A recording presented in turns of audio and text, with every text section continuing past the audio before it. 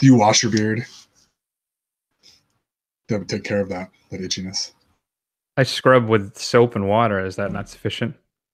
Yeah. You know, I was at CVS and they were selling. They sell beard products and had a bunch of actual beard shampoo. I think that's all BS. Why can't I just use shampoo? I was using shampoo for a really long time, but it was on clearance. So it was like $2, so I bought it just because. Well, let me know how that goes. Okay, I will.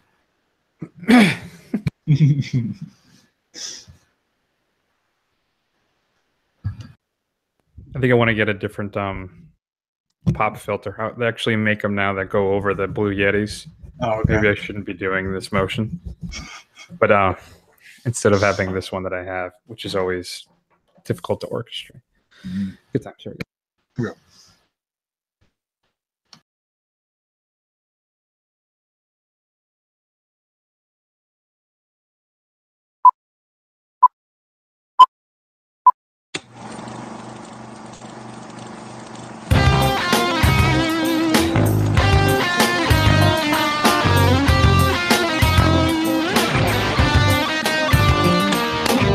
Chris Galza here with Matt Howell.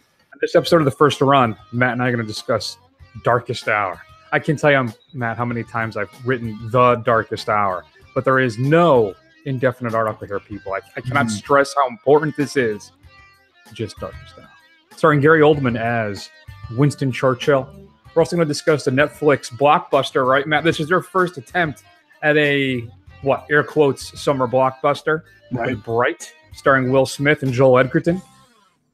We'll see how that went. And then finally, we're going to do it's the return of Call It, where Matt and I are going to give each other a couple ideas, some options, some choices, and we're going to have to make a hard decision. Matt, a couple of my Call It thing this week I think they're plain devastating, and I hope you're prepared for them. I am. I'm mentally prepared. I'm always emotionally prepared for this show. All right. Well, that's because of the whiskey. We'll start everything off with a clip from Darkest Hour. There's nothing heroic in going down fighting if it can be avoided. Nothing even remotely patriotic in death or glory if the odds are firmly on the former. Nothing inglorious in trying to shorten a war that we are clearly losing. Losing!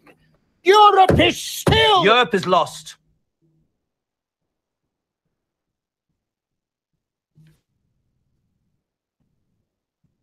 And before our forces are wiped out completely, now is the time to negotiate in order to obtain the best conditions possible.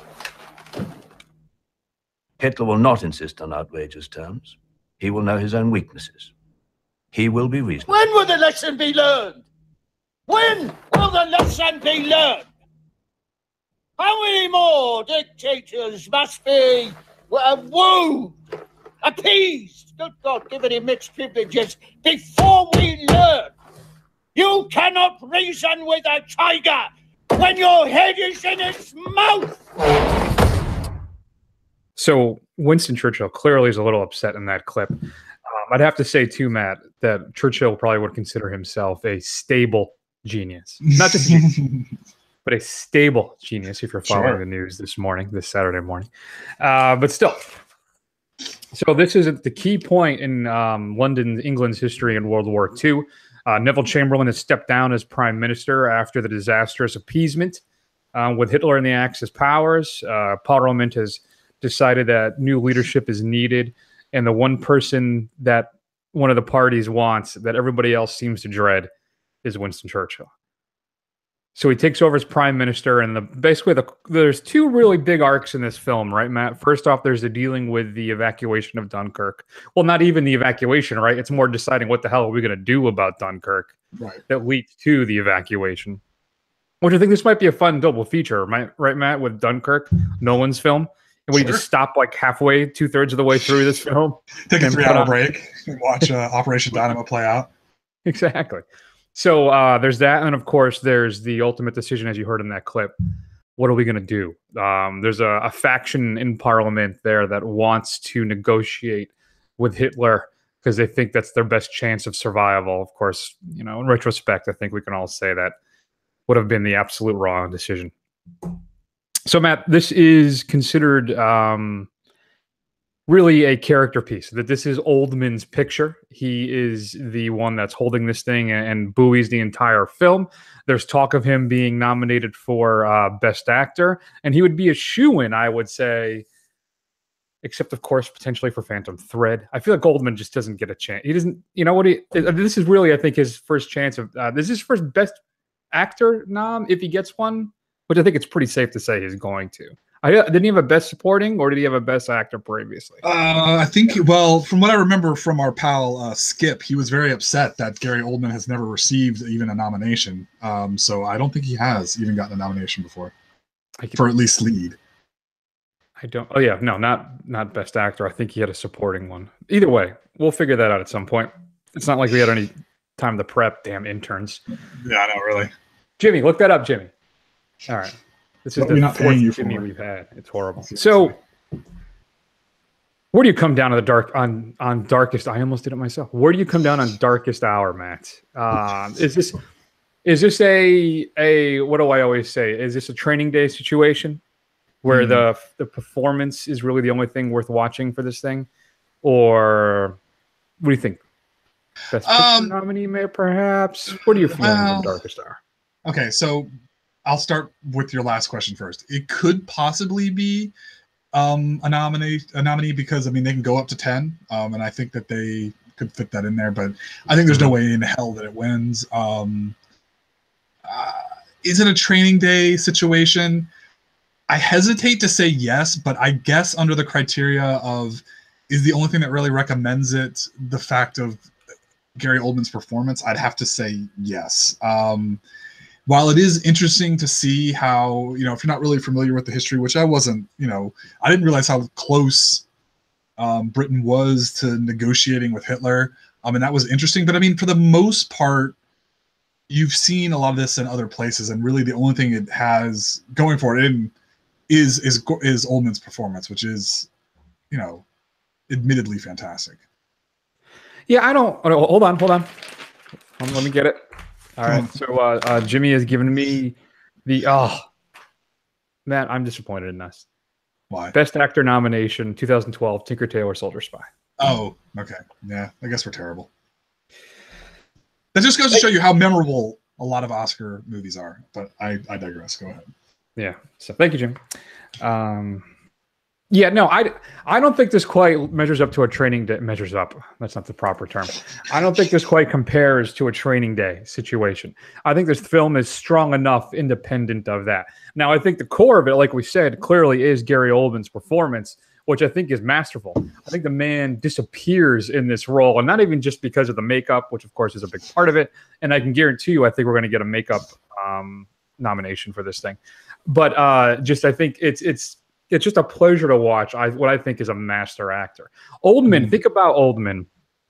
Now, he's been in a bunch of sketchy films, not like as in sketchy as in, you know, of seedy quality or seedy genres or anything, but films that well, let's put it this way.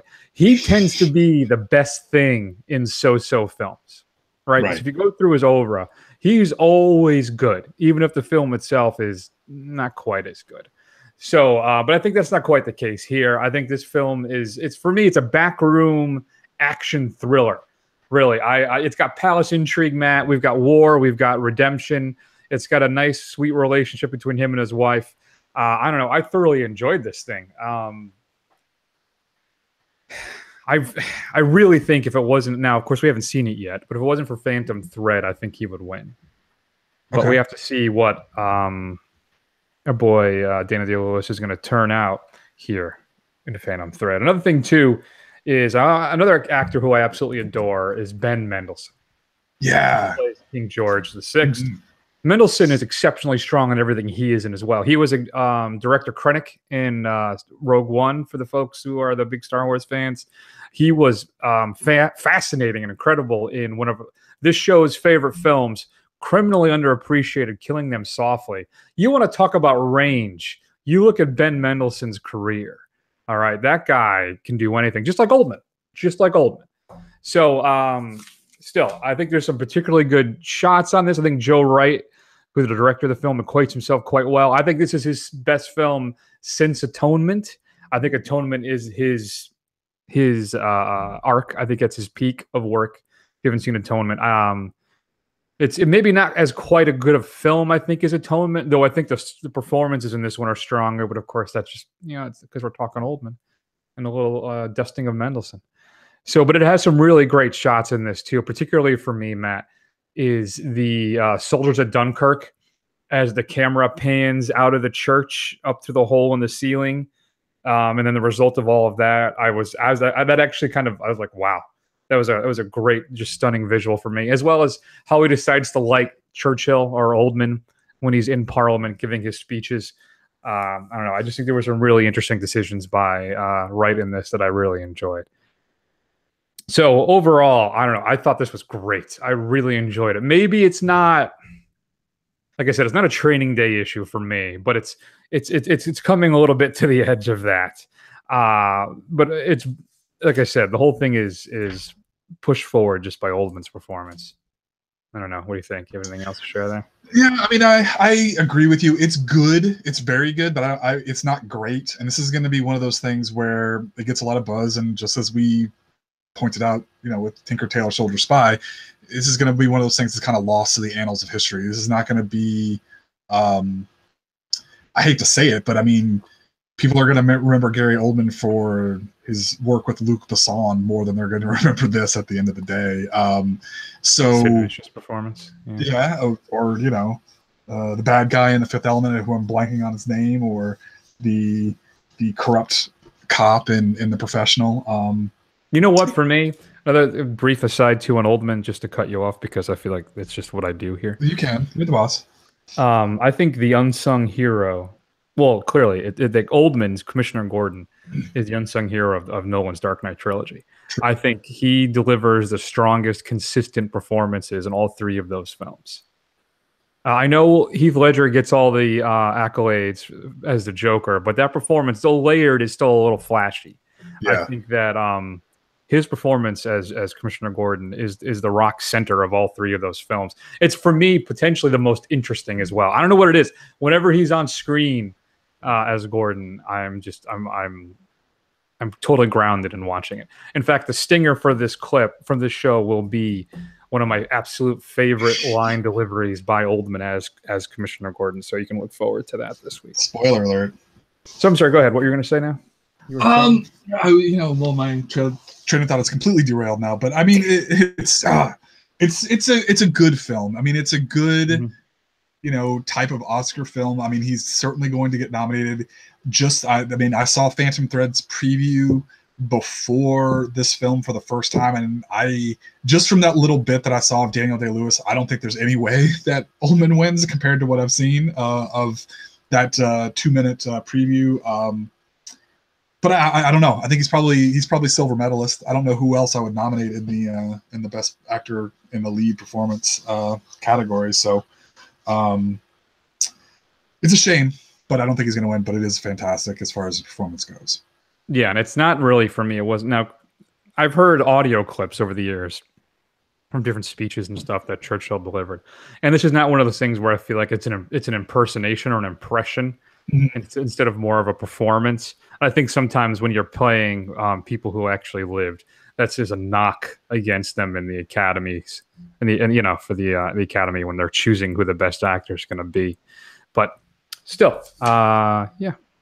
I mean, it's interesting. I mean, you talk about that, and it's just interesting to think of, the differences. And then, granted, in this film, it's a minor character, but it's just different. It's just interesting to see how Mendelsohn plays the king different than Colin Firth does. He plays him as much more imperious, a darker man, a more troubled man. It's very just interesting to watch the two of them, because all I could think of was Colin Firth while I was watching Mendelsohn and comparing the two performances of the same guy. I think, though, it was obviously a lot more limited because this film's focus wasn't on. No, I get but it. Yeah. I think I may have enjoyed Mendelssohn's performance more than Firth's. Me too. Yeah, me too. So interesting, especially the scene when they meet at Churchill's, or was it Churchill's apartment? Yeah. Or I thought that was particularly strong. So, all right. So you agree with me then? It's great. No, you don't agree. No, I don't. It's not great. It's very good. I would give this a B+. Yeah. Interesting. Fair. Actually, that's what I wrote. I had a B+ as well. So Yeah, I'm looking forward to 2018 to where we're going to disagree, because there's nothing better on this show when Chris tells me that I'm wrong in no uncertain terms and rants for 10 minutes about how I'm wrong point by point. You know what's funny is this is going to come as a surprise to nobody probably. But I was actually, well, the beginning of this sentence will come as a major surprise. Okay. Second half. Well, I was at the gym this morning. With my wife. We are participating in a body pump class, if not familiar at all. What the hell is that? What is that? It's basically weightlifting to techno music. No, that sounds right up your alley. That sounds. Can you be like? Can we slide some Bowie in there or something? Maybe a little Foreigner. Maybe you can bribe the guy. I haven't done anything. I bike and play a little basketball, play softball. I go for a nice long walks. Blah blah blah blah. But I haven't done anything that intensive. And I don't know how long. I didn't quite pass out, but I got the shooting pain in my head because I have an issue sometimes during certain strenuous activities where I forget to breathe. Right. And then, anyway, that's not the point of the story. The second part of the story is I'm doing some cardio ahead of this class, kind of loosening up, doing for some light jogging, running, that kind of thing on the treadmill. And I always listen to movie scores. I'll either listen to a Bond score or something else to kind of, I don't know, maybe that's what gets you going. I'm training as Batman or something. I don't know. So I'm listening to Hans Zimmer's and Junkie XL's, BVS, Batman vs Superman score, because I think there are some really good pieces in that. And I'm getting angry about Justice League as I'm walking, as I'm doing my jog. Because I'm thinking how much I dislike Danny Elfman's score, right? And how I wish they would have just carried over, or at least had Junkie XL score, or threw a bunch of money at Hans Zimmer to have him do one more superhero score. And then, as I'm getting angry, I'm thinking, I want to see Snyder's cut of this film. I want to see his full 3-hour version, which we never will. Yeah. Because I guess the special effects aren't done, and there's no way Warner Brothers is going to sink another $1 million into just to finish the special effects for that thing that maybe 100 people will buy. Yeah. So, and 99 of them will be disappointed and rant about on the internet. Right. So it just, as I was going through, because apropos of obviously Darkest Hour, it just made me angry, and it bothered me that it's like, that stinks. I was actually I think I'd rather have Snyder's version now, just for the tonal consistency, even though the tone. I hate it. Now, what I'm saying is I'm torn. I don't know. If you don't know if you want something consistently crappy or if you want something with flashes of okayness. Because Justice League is just gossamer thin. It's cotton candy. It doesn't have the heft, I think I said at this time, that BVS does. Oh, God, be careful. You are on dangerous, tenuous ground, my friend. The point is, Darkest Hour is really good. You should check it out, just at least for Gary Oldman's performance as Winston Churchill, and then Ben Mendelsohn as King George VI. Mm-hmm. Check it out. Shoot us an email at feedback@thefirstrun.com. We'd love to hear your thoughts about Darkest Hour. Should it have a indefinite article?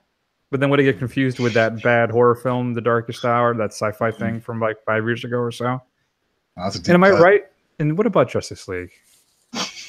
Let's all discussions come back to Justice League at some point until the next DC movie comes out. Supposedly, there's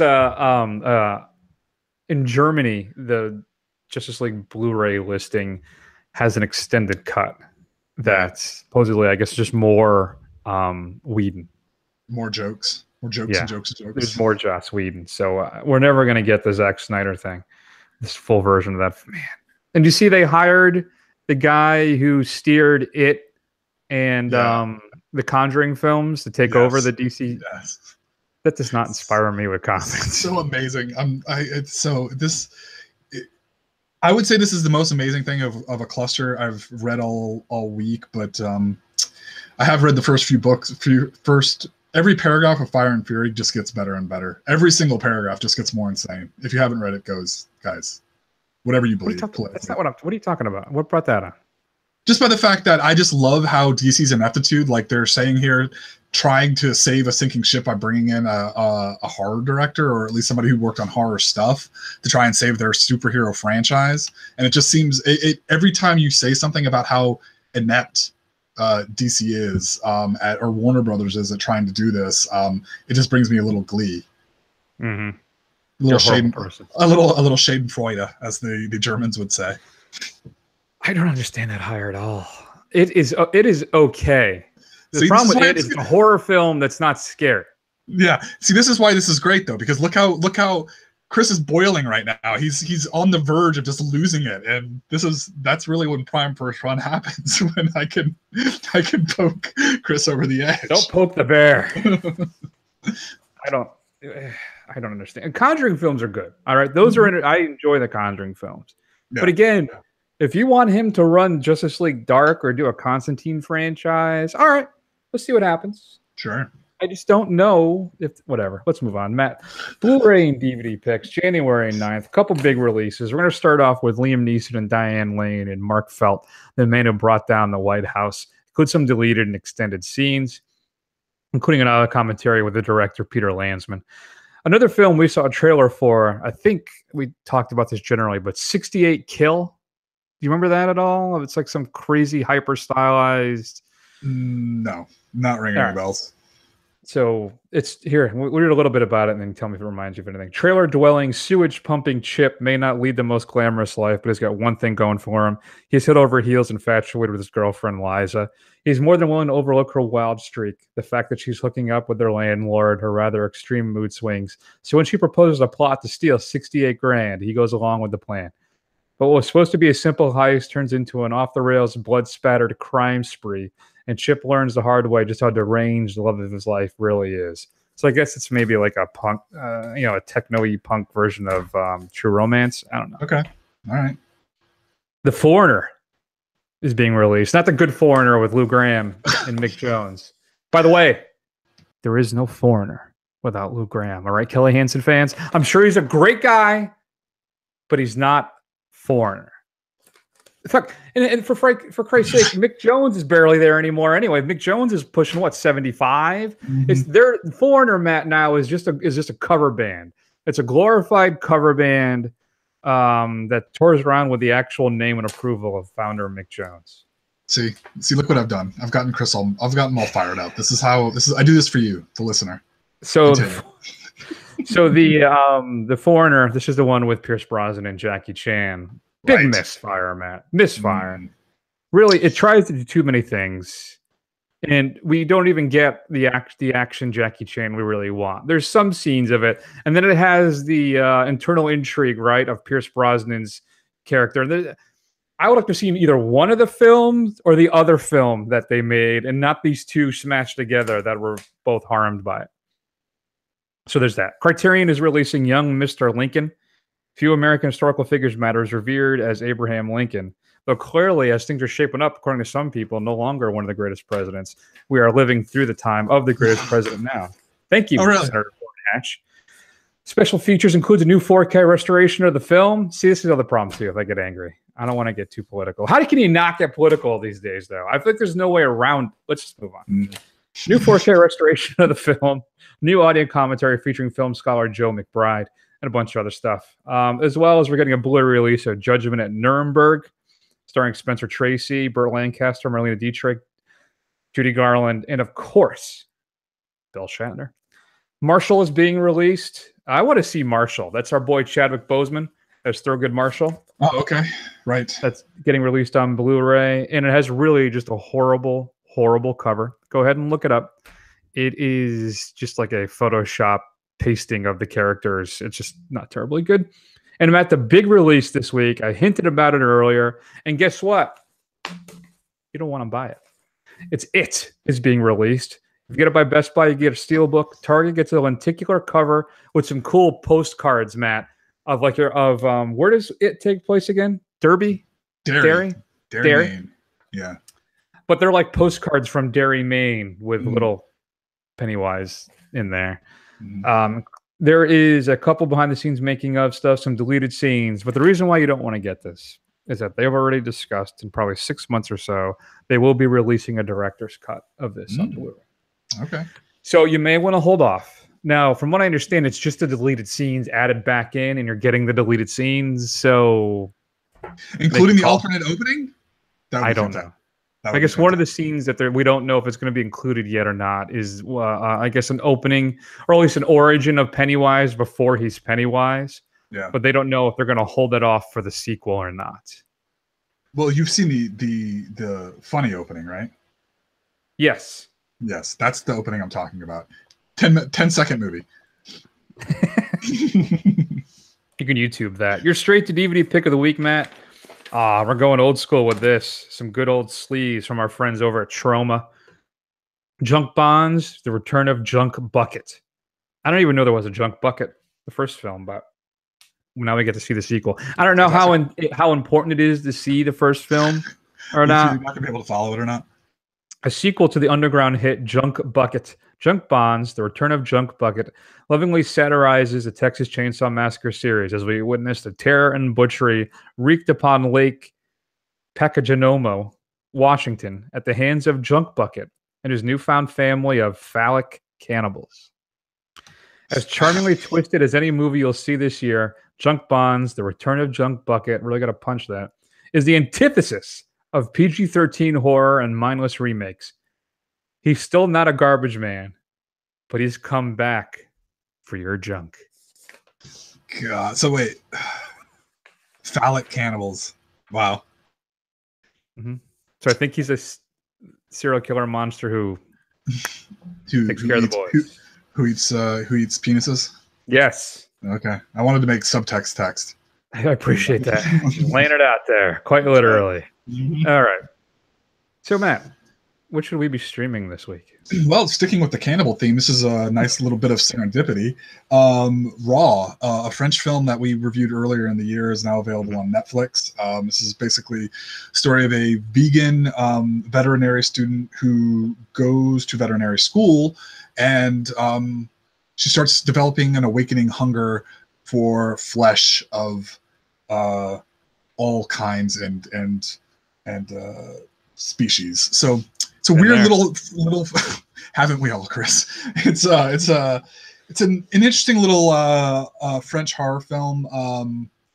I think it's worth checking out if you're a horror fan, and let us know what you think, because I think we were pretty unsure of this film after we watched it. Yeah, I know, friend of the show, though I don't think he actually listens, but he's a friend of mine. Lawrence out of Pennsylvania and Bethlehem. He's one of the film guys at Arts Quest. This was his favorite film of 2017. Oh, really? He's a big horror guy. So, okay. And just for folks at home, if you don't know, and I don't know, this show will be posted in time, so this could be an entire waste of your listening pleasure. But this film is currently $5 on iTunes. Wow. So, okay. As well, they were on a huge martial arts sale. Both Raid films, Matt, $5 a piece. Wow. So there you go. All right. Let's move on, Matt. Let's talk about Bright, Netflix's answer to the summer blockbuster. Here's a clip. You want to unpack this for me, boss? Layla.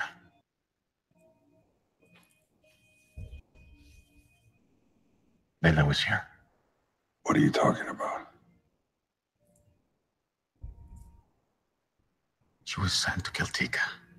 And then Tika did that. She wants her wand back, right? Yes. And Tika has it. Yes. And those cops she ran off with, Ward and what? Jacoby, the orc cop we saw at the station. They have no idea who Tika is. It's been 20 years. What does that even mean? 20 years I've been hunting Layla. Without her wand, she's vulnerable. So Matt, Tika is vulnerable. Why don't you tell the folks at home, on the road, at the gym, wherever you may be, what is Bright all about? All right. So in a nutshell, I'm going to lay this out for you as a baseline. So imagine if Tolkien's Middle Earth, it was 2,000 years later, and the elves and the orcs and everything else never went away, and they were just kind of part of society in early 21st century America. And essentially it follows the story of Will Smith, who is an LAPD cop, as well as Joel Edgerton, who plays the first orc cop on the force, and they basically get involved with a magic wand where essentially it's described as a nuclear weapon that grants wishes, and they are basically running from everybody who wants this wand because it can essentially do anything, including its rightful owner, the elf played by Noomi Rapace, Layla from the clip. There you go. All right, Matt. So I have a tagline for the poster. You ready? Ready. I didn't hate it. I think that's fair. I'm not quite sure where to begin with this thing. So it never feels cohesive to me, this thing. It's kind of a bit of a mess. It's all over the place. And a couple things really made me angry about it. And there's other things that I think that I rather enjoyed. Here's the problem. So this is directed by David Ayers. And he directed Suicide Squad.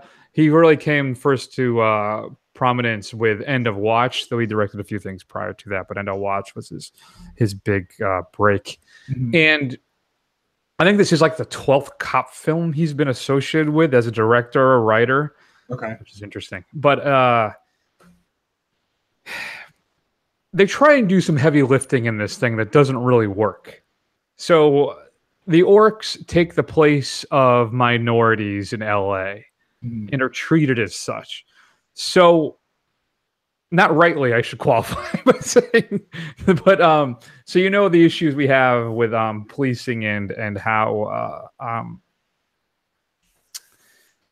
do I put this? Okay, it does nothing to address really the systemic racism and potential law enforcement abuses that seem to be prevalent all over the culture in the last year or two.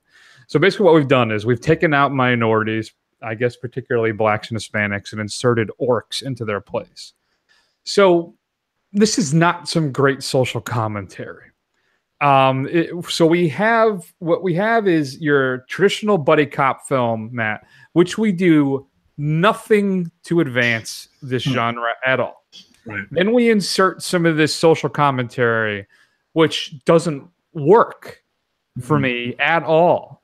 And then you have you have this magic Lord of the Rings stuff mashed in as well. Right. For basically, it's like the crash of magical buddy cop films. And none of this stuff works. It's presented. See, look, this is bad, and orcs are people too. And it's just, I don't know. Really, all I can say that I enjoyed out of it is that it has some good effects. There's some pretty good special effects in this thing, and some of the stunt work and action scenes are entertaining. But outside of that, there's not enough super glue in the world to get all these different genres to stick together and be cohesive. Right. What'd you think? No, I'm right with you. I mean, if Ayers had kind of picked what he wanted to do with this film and stuck with it, I think it could have been interesting. The first 15 minutes of it, I was on board with it as far as, the whole kind of like buddy cop thing. They kind of, two cops who hate each other, which we've seen 100 times. This is not breaking any new ground, but Will Smith is being Will Smith. So he's, not that bad. And I enjoyed Joel Edgerton being the kind of clueless orc, that part was pretty fun. But to your point, once they start kind of bringing in the social commentary, and then especially my biggest problem with it was kind of like this implied great mythology that they don't really earn, really. These type of films that try and make it like, prophecy and all these different races and end of the world magic stuff. And I don't know, it doesn't stick. Like if he had just kind of picked what he wanted to do with this and stuck with it, it could have had a nugget of an interesting film out of this. But it's like you said, I mean, it's more like he had decent ingredients and he ended up messing up the stew. The stew is not tasty. Yeah, I felt like it's all this stuff is mixed in the bowl, but it's sloshing all over the place. There's like no real control over what's happening. I agree with you on Edgerton. I think he does a fine job given the script perhaps, or the makeup that he has to wear the entire time, right. As our orc partner Jacoby. But it's fine. Like I always say, I guess there's nothing. It's funny where you have this mishmash of genres and it's trying to do something unique that ends up being really, there's nothing unique about it. Right. I was watching this, and then last night I was kind of typing up my notes and thinking about it afterwards, and then it hit me. What if we did this? Here's the problem. I could make this thing even worse by suggesting it, but who knows? What if we did this as a film noir instead? Mm. Yeah, maybe. I don't know if that would improve. Now, I'm not saying it as an addition, but maybe instead of the buddy cop film, we have the hardened, kicked off the force private eye who gets sucked into. I don't know. It'd probably be just as bad. I don't know. Yeah, this is like Training Day with orcs, basically. This is basically what that film is, without the stellar leading performance. Exactly. Yes. Yeah. I mean, it's already got a sequel. It's got to get a greenlit sequel. Smith and Edgerton are on board, so I mean, we'll see what they can do with this thing. I don't know. Like, I wish it was better. And you're right, it's not particularly good, but it has its moments, and it's unfortunate that they're kind of just buried in with a bunch of nonsensical stuff or heavy-handed allegories that Ayers doesn't really earn. Exactly. We'll have to see. Yeah, there is a whole thing too. They talk about she's trying to bring back, and this is Numi Rapace trying to bring back the Dark Lord. Right. So, well, I guess that'll be the stuff in the sequel. There'll be another elf that's gone bad, I guess. Yeah, I guess so. Who knows? We'll see more Wizard Will Smith. Spoiler alert. Sorry. Well, they kind of tell you that right in the first 20 minutes. Yeah, exactly. There have been human brights. Wink. And then again, he's blessed. Mm-hmm. Good times. So we're coming down with Bright. I'm giving this Bad Bear a C. I'm gonna be a little bit more generous and give it a C+, just because I think Joel Edgerton's fun. There you go. What are your thoughts on Bright, Netflix's big urban fantasy action crime film? Would love to hear. Feedback at thefirstrun.com. Please, I'm begging you, Matt. I hope you're ready. I hope you're sitting down. I am. You can see that I'm sitting down. I'm in a chair right now. You can see me. This is going to be a tough one. So let's hear a clip, and let's jump right into Call It.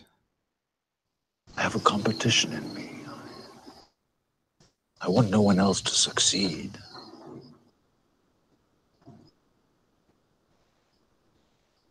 I hate most people. That part of me is gone. Working and not succeeding. All my failures has left me. I just don't care. Well, if it's in me, it's in you. There are times when I look at people and I see nothing worth liking. I want to earn enough money I can get away from everyone. I identify more and more with Daniel Plainview every day. I feel like I totally agree with that clip. That, of course, is from There Will Be Blood, starring Daniel Day-Lewis, directed by P.T. Anderson. That clip will be germane to the end of today's game, not the beginning. Matt, I'm going to start everything off. Okay. Could be about Daniel Day-Lewis. Could be about There Will Be Blood. Could be about P.T. Anderson. Who knows? I hope we don't have the same question. That would be hilarious if we did. So now I'm gonna have to move my possibly same question to the end. Maybe not. I wouldn't think so, but could be. So I'll start everything off, Matt. Star Trek's Kelvin, call it. Which one would you rather have? Star Trek's Kelvin timeline or the promise of Tarantino's Star Trek film? I would definitely 100% rather have the promise of Tarantino's Star Trek film, because this is something I need in my life. I didn't know I needed this in my life. I didn't know that this is what was missing, but now I do. And it's a hole that has to be filled by Tarantino Star Trek. I cannot wait for R-rated Star Trek. Can you imagine people just vaporizing? Just what are they going to do with the violence of this thing? I'm amazed this is happening. Yeah, I'm going to go no. I think I want to keep the Kelvin timeline. I've enjoyed all three of those films immensely. I have no idea how Tarantino's film is going to go. I'm sure it'll be great, but I don't think I want to sacrifice those three films. Now, each one of them, I guess, has some issues, but I think as a whole, me losing Carl Urban as McCoy is not a world I want to live in. Carl Urban does make everything better. He really does. He's the genre MVP of the world. Now, if Tarantino's film is in the Kelvin timeline, which I don't see how that's possible, but okay. But if it is, well, what do we know about it? We don't really know anything about it yet, do we? That's true. We don't know anything about it. That's very true. So we'll see. I guess if that happens, then this whole question is moot. But I think I would stick with Kelvin. That would be so awesome if I just want to see like Chris Pine and Zachary Quinto's, Spock and Kirk, like rolling up into like a cantina and having like Samuel L. Jackson, Mace Windu be there for some reason. Mace Windu, he's been hiding with his afro. He escaped to the Kelvin universe, and he's got an afro now, and he looks like Jules with a lightsaber. I'm writing it for you, Quinn. QT, hit me up. There you go. All right, so just because I like to mess with you a little bit, all right, call it. DCEU mainstream films or Elseworlds / Vertigo only. WB can only produce one of those two things. Which would you choose? Oof. So I do get all those great current DC movies that are so entertaining and good, and the promise of more. Helmed by a guy who orchestrated some horror films that of middling quality. Or John Constantine, Dead Man, Swamp Thing, Gotham by Gaslight. Kingdom Come would be fantastic. Kingdom Come. The JSA Liberty Files. Mm-hmm. Man. I don't know. How about this? I'll go with DCEU with the Flash creating alternate time streams, which gives me Elseworlds as well. How about that? That's a cheat. No, that's a complete cheat. No, you have to pick one or the other. This is supposed to be a tough choice. Yeah.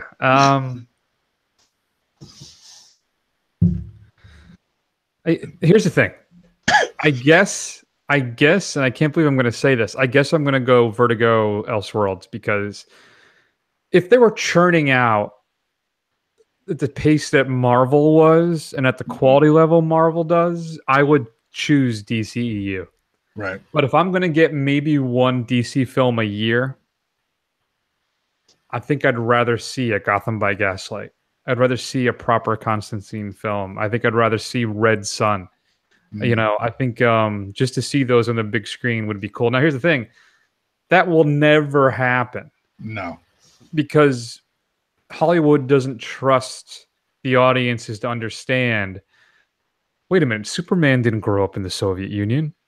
So that'll never happen. But I guess in the end, just for the sheer, can you imagine Red Rain? Or I can't wait for Gotham by Gaslight. That's coming out. What is this month, right? Another week or so? No, I didn't know that. Yeah, the animated version.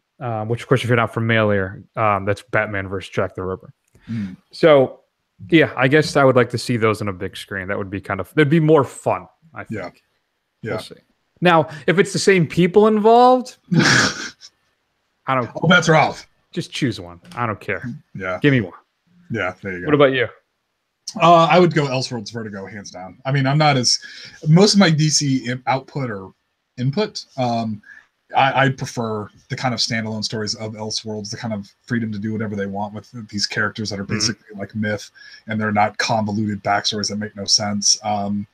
And I just love the Vertigo books because they usually just have like a beginning and an end, for the most part. So, yeah, I would totally go with either of those over DCEU as it exists now. Yeah, you could get a Why the Last Man movie series. That would be pretty cool. I know. Here's the thing, though. I still desperately want my Starman show, the Jack Knight Starman. Do it on HBO or something. That would be fantastic. But then I'd like to see Shazam. Ask me tomorrow, and I'll probably say something different. All right. Ready, Matt? Call it. Yes. John Wick films or the Raid films? Ugh. God, that is a real tough one. All right, I'm gonna do something Probably American centrist. Just I'm gonna take the John Wick films just because, and don't get mad at me. I actually haven't seen The Raid 2, so. Ooh. Wow. I would probably go with the Raid films. Would you? Between the two, now I know we're getting John Wick 3, so that may change things down the road. Right. But I love the two Raid films so much, and I think they're slightly better than the John Wick films. And there's no puppies getting crushed. It's off camera. Just people. And particularly that second Raid film. Now, the second film, Matt, which you need to watch, is long. I think it's like 2.5 hours, 240 maybe. Okay. But it's a much denser film. There's much more story. Obviously the Raid takes place in that one apartment complex. Right. So there's a lot more going on in the Raid 2, but it's a richer film. It's not as lean, but I still really, really enjoy it. So you should check that out when you can. Yeah. I don't know. I kind of dig the whole alternate universe of John Wick, as it just kind of strains ridiculousness. So I don't know. I think I'm going to go with John Wick. And we got badass Keanu in that. Come on. I like to think, too, that those kind of things all take place in the same universe. So it's like John Wick and It Follows are like in the same, these slightly alternate realities where just a couple things just a little bit off. Yeah. But, yeah. All right. What do you got? All right. So we've got movie coming up next week, The Post, and then early next year we're gonna get Ready Player One. Early this year. Sorry. So call it serious Spielberg or genre Spielberg. I don't know. See, I'm counting Jaws as a genre film. I'm counting the Raiders films as genre films too. Well, then that's it. If you're throwing in Raiders and it's genre films, which you should, then that's the Spielberg I want. I don't, especially since my hopes are not high for The Post. So we'll see. But you lose Schindler's List, you lose, but still, I think you got to go genre. As a movie fan, Raiders of the Lost Ark is one of the greatest films ever made. Mm-hmm. So, as is Jaws. So, I'm genre all the way. Yeah, I'm with you. I even am a fan of some of his more maligned later genre work. I think Minority Report is still probably one of the better science fiction films of the last probably decade and a half. And I thought his War of the World films was actually pretty good. It wasn't as bad as everybody makes it out to be. So, I would definitely take genre Spielberg any day of the week. Yeah, there you go. All right, Matt, here's my last one, tying into the There Will Be Blood, the greatest film of the 21st century so far. There Will Be Blood. Okay. I will fight people to the death over that. Here we go. Call it P.T. Anderson or Denis Villeneuve.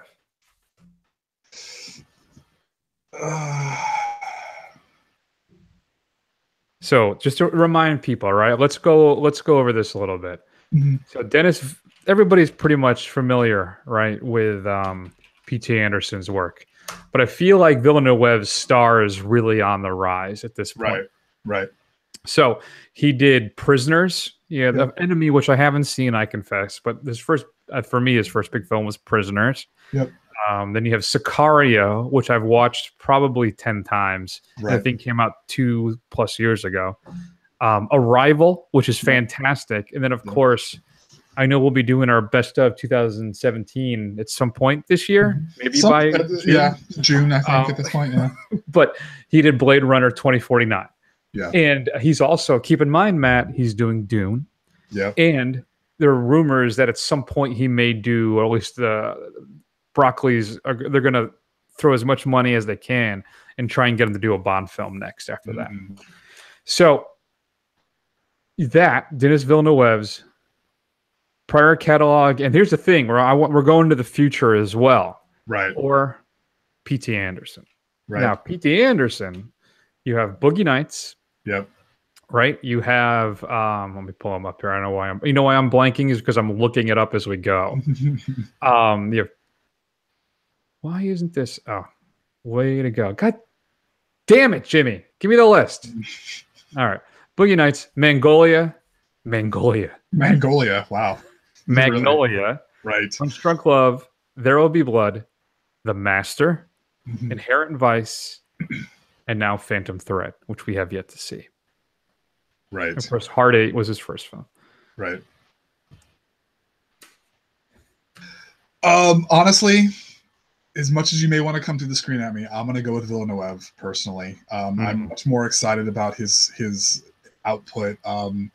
His movies are beautiful. And just because I'm an unabashed geek and I really love genre films, I really love what he's doing. And while I totally agree with you that There Will Be Blood is arguably the best film of the 21st century, and as much as I adore Boogie Nights. A lot of the rest of his work, honestly, I could do without for the most part. Or if I didn't ever see it again, I would be okay.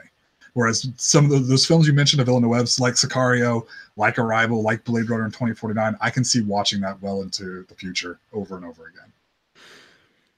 This was tough for me. Boogie Nights is fantastic. There Will Be Blood, we said. Magnolia is exceptionally strong. The Master is great because of Joaquin Phoenix and Philip Seymour Hoffman. Kind of a Training Day scenario, perhaps. Inherent Vice, though I enjoy it, is a bit of a mess. Phantom Thread, as we said, we have yet to see. So, I think, Matt, I have to agree with you. I think Sicario is such an exceptional film, as is Blade Runner for me, as is Arrival. I think I got to go with Villeneuve. Okay. Just because of the future output. The fact that he's going to do... No, I've never read Dune, so I don't have a particular affection for the film or the property at all. Right. But he could do a Bond film at some point, which would be, I think, incredible. And I think key to it, too, is he uses Deakins a lot. The cinematographer, Roger Deakins, who Coen Brothers have used a lot as well. There Will Be Blood. I'm sorry, No Country for Old Men. Mm-hmm. So I think actually There Will Be Blood, didn't P.T. Anderson use Deakins on that one? No, he did not.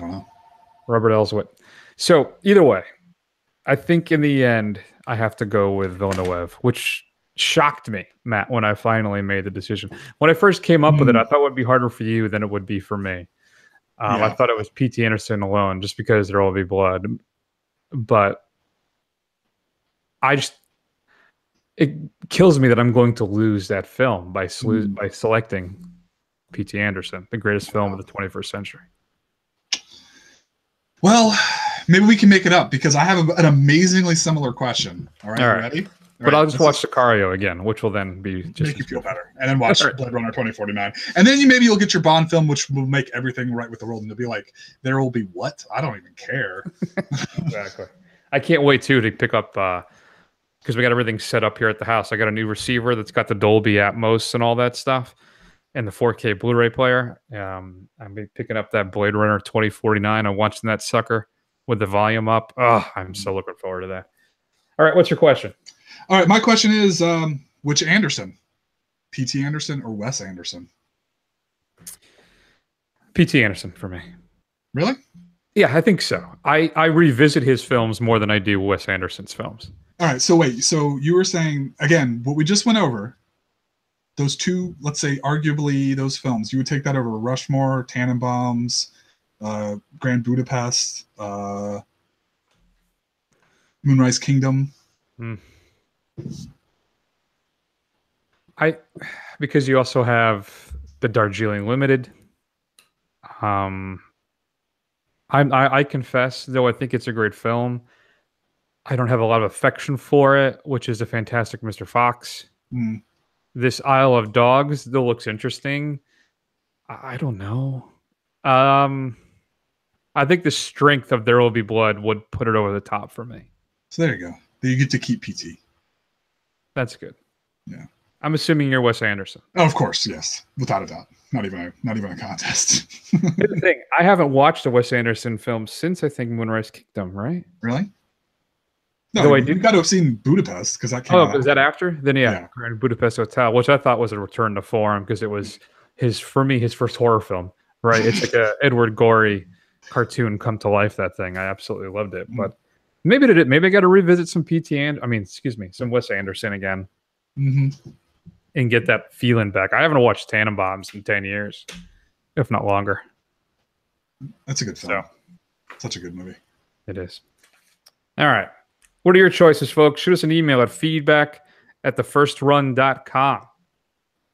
Matt, next week, are you ready? We're going to be doing I, Tanya, and we're going to discuss The Big Sick. And hopefully after that, we can get the Phantom Thread, but we'll see. We'll see.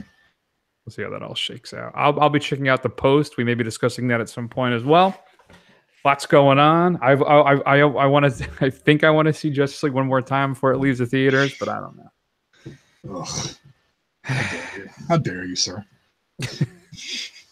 Check us out on Facebook, Twitter, YouTube, Instagram. Do a search for The First Run. Scroll. You eventually will find us. This was the first episode of 2018. How exciting for you! Woo! Matt, I made a new thing too. Every week I'm going to quote a different David Bowie lyric. Are you ready? Oh my God. Yes, please. Matt, let me ask you a question. How come you only want tomorrow with its promise of something hard to do? I give this 2 months tops. Go ahead. I was going to that, or I was going Latin phrases. You ready? What would be a good phrase for the show? You can choose, Matt. You ready? Ready. Hic main bemis optim, which is here we will stay most excellently, like Bill and Ted. Yes. Ex nihilo nihili. I gotta probably work out the beats of how to say this. Ex nihilo nihili fit. From nothing comes nothing. And then I think this might be the winner right here. Okay. Odore est facere, or facere. Ooh, potty mouth. To do is to dare. No, the first one. Bill and Ted, all the way. It's appropriate for this. It's appropriate for a podcast show. All right. We'll figure that out. Sounds good to me. All right. That's going to be the big show for this week, everybody. Thanks for listening. And we will see you all soon. Hic minimus optimi!